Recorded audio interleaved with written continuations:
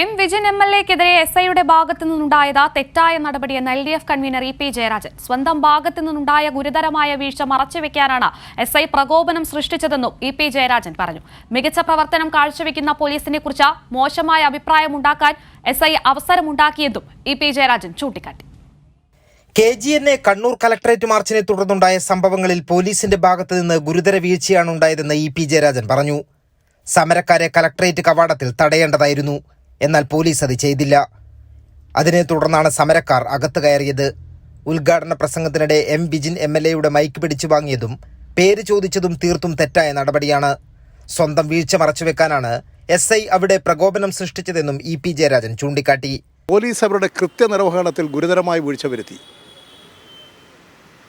നമ്മുടെ കണ്ണൂരിൻ്റെ ഒരു അനുഭവം എടുത്തു കഴിഞ്ഞാൽ കളക്ടറേറ്റ് മുമ്പിൽ സമരത്തിന് പോകുന്നവർ അവിടെ ഗേറ്റ് അടച്ച് 2 പോലീസുകാർ നിന്നാൽ തന്നെ അതിൻ്റെ മുമ്പിൽ അവിടെ ഇരിക്കും, അല്ലെങ്കിൽ അവിടെ നിന്ന് സമരം നടത്തി പ്രസംഗം നടത്തി പിരിയും. അത് പോലീസിൻ്റെ ഭാഗത്ത് വന്ന വീഴ്ച വന്നു. ആ വീഴ്ചയെ മറച്ചു വെക്കാൻ അവിടെ പ്രകോപനമുണ്ടാക്കുകയാണ് ഇവിടുത്തെ പോലീസ് ഉദ്യോഗസ്ഥൻ സബ് ഇൻസ്പെക്ടർ ചെയ്തത്.